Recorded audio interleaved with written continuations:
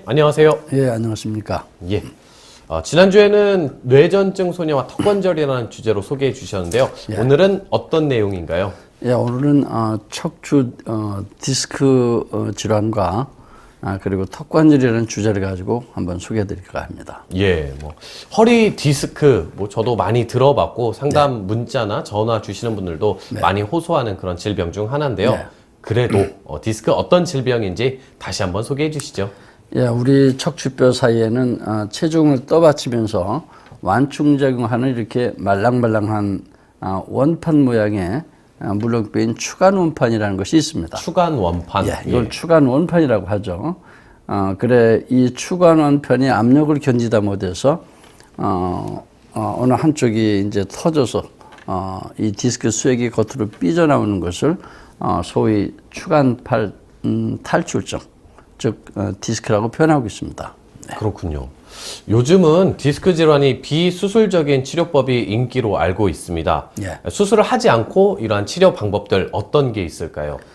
예, 여러 가지가 있는데요. 요즘 가장 흔히 쓰이고 있는 것이 무중력 이제 디스크 감압술이라는 것이 있고, 또 신경 성형술이라는 것이 요즘 또 많이 진행되고 있고, 또 고주파 수액 감압술이라는 것이 또 있습니다. 그리고 근육 자극 치료 등 여러 가지가 지금 현재 실전에서 소개되고 있습니다. 그중 이제 대표적인 두 가지를 소개해 드린다면은 우선 신경 성형술이라는 것이 있는데요. 이 신경 성형술은 어떤 증상을 일으키는 신경 주위 그리고 통증 부위에 직접 염증, 즉 염증을 감소시키는 역할을 하는 어떤 이제 약물을 주입해서 이제 통증을 줄이는 방법. 그리고 고주파 수액 감압술은 고주파 열 에너지를 이용해서 이제 특수 반호를 직접 탈출된 디스크에 삽입해 가지고 그 디스크 내에 어떤 열을 발생시켜서 탈출된 수액을 수축 또는 응고시켜서 디스크를 줄어들게 하는 시술 방법 등이 있습니다. 예. 네. 그럼 이 비수술적인 치료 방법들, 치료 결과들은 어떤가요? 예, 제가 하는 한 큰 도움이 되는 것 같지는 않습니다.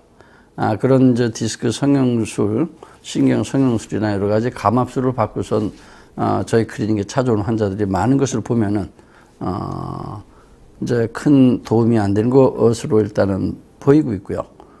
또 이제 왜 그런가 이제 생각해 보면은 그 지금 시술되고 있는 각각의 치료법들이 그 내용이 사실은 수술적인 치료가 아닌 비수술적인 내용이라고 표현하고 있지만은 디스크 병수의 어떤 주사 바늘을 이용해서 거기 약물을 주입하거나 또는 좀 전에 설명드린 어떤 고주파를 이용해서 그 삐져나온 디스크 수액을 수축 응고시키거나 하는 방법을 이용해서 활용하고 있는데 그 효과가 오랫동안 얼마 동안 지속될지에 대해서 의문이기 때문에 저는 크게 아직은 도움이 되고 있지 않는 것으로 보입니다. 예. 그럼 원장님께서 생각하실 땐 어떤 다른 방법이 있다고 생각하시나요? 예, 틀어진 척추를 틀어지기 이전의 원래 상태인 정상 위치로 되찾아가게 하는 것이 사실은 가장 최상의 치료법이 아닐까 싶습니다. 예. 그것이 바로 FCST라는 치료법입니다. 예, 그렇군요. 그 심하게 등이 굽어 있거나 1.5 거북목 증후군을 갖고 있는 사람과 또 네. 골반이 틀어져 있는 사람, 또 이런 것들이 원인인데 디스크가 된 사람들 어떻게 정상 척추로 만들 수 있을까요? 예, 가능합니다.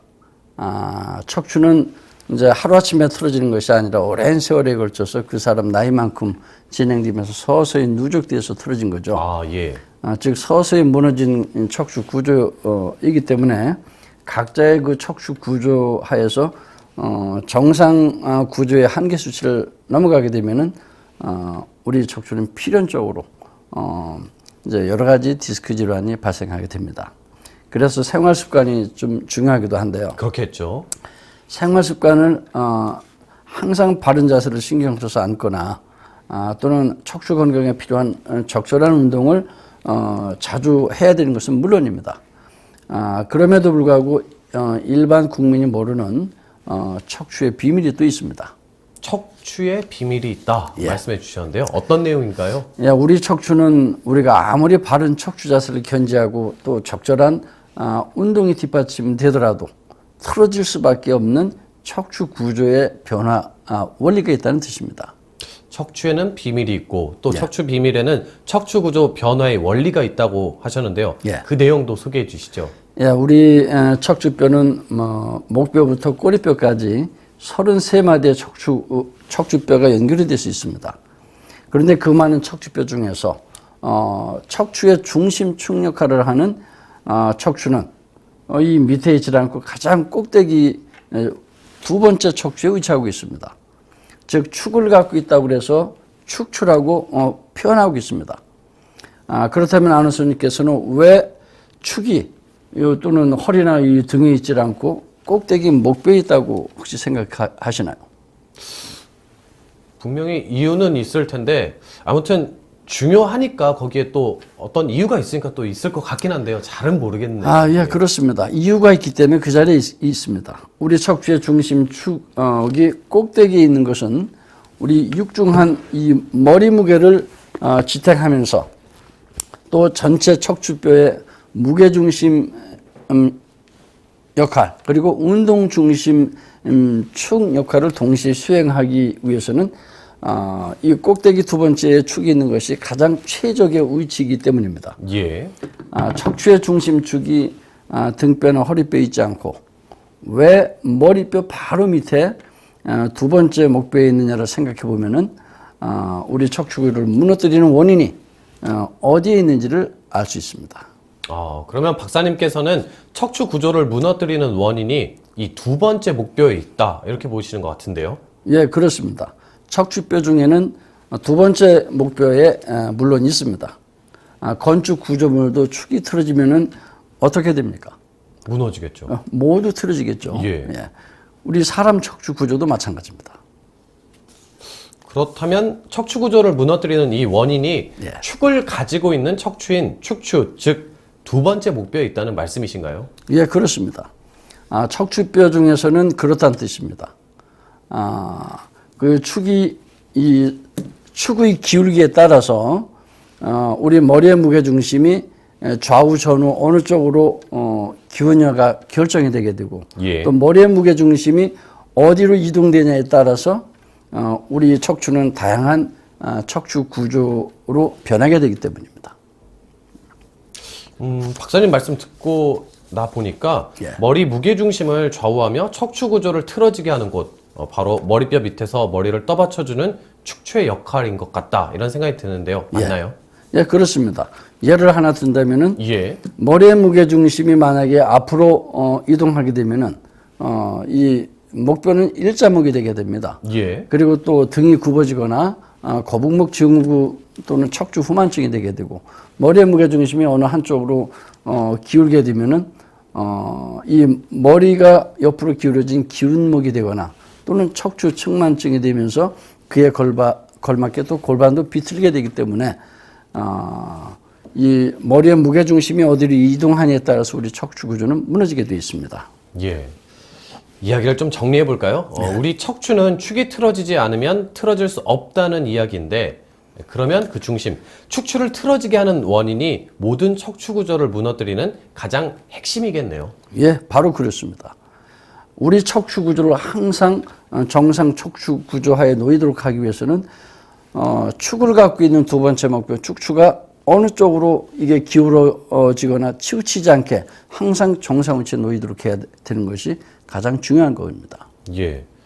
제일 중요한 질문일 것 같은데요. 예. 척추의 중심축, 척추의 운동 중심축인 축추를 틀어지게 하는 원인 어디에 있나요? 예, 그것이 바로 턱관절입니다.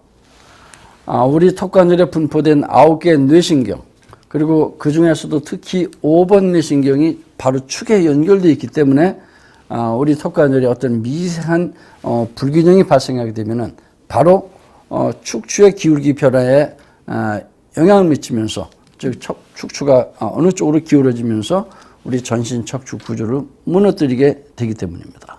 예.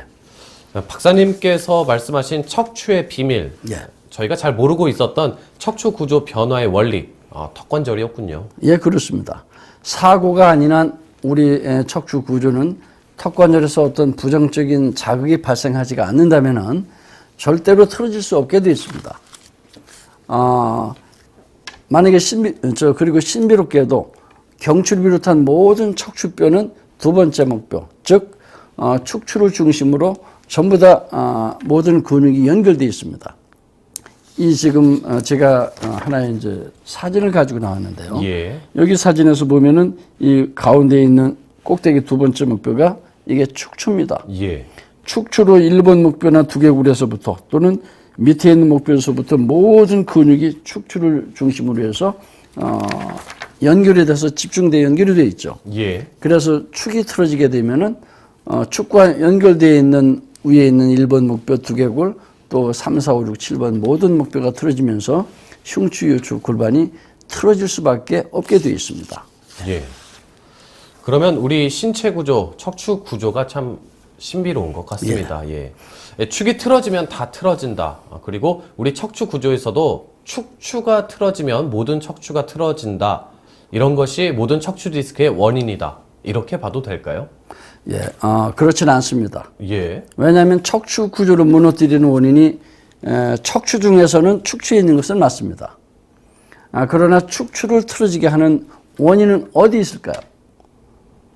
일반 시청자 여러분께서는 전혀 상상하지도 않는 턱관절의 그 불균형에 그 원인이 있는 것이 사실은 더 중요합니다.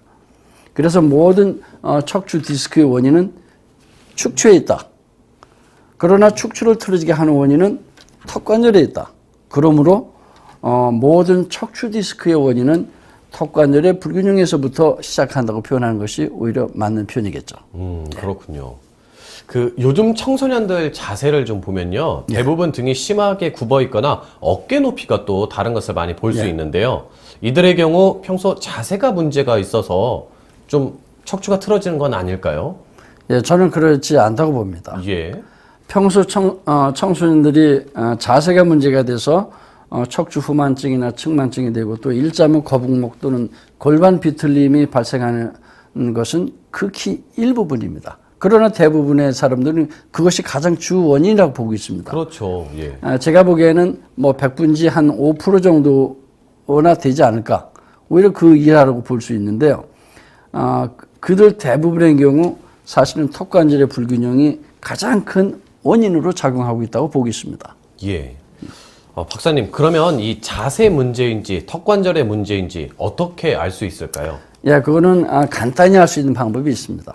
만약에 자세의 문제라면은 바른 자세로 이렇게 반드시 앉게 해도 그 바른 자세를 오래도록 유지시키면서 그 자세를 있게 해도 그 청소년들이 그 자세가 불편하지 않습니다. 그러나 이제 바른 자세를 고정시켜 주면은 이 자세 문제가 아닌 경우에는 1분, 2분도 못 버티고 바로 다시 원래 자세로 등이 구부러지게 됩니다.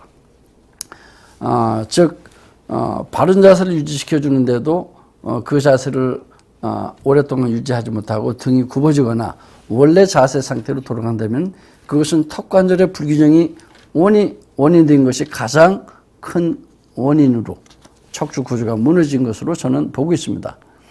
이때 턱관절의 좌우의 어떤 수평이나 또는 이 턱관절의 이제 좌우 중심 또는 전후 중심 위치로 이제 하악을 아래턱을 이동시키고 바른 자세를 유지하게 되면은 그 자세에서는 즉 10분이든 1시간이든 오랫동안 그 자세가 편안하게 불편 없이 유지할 수가 있게 됩니다.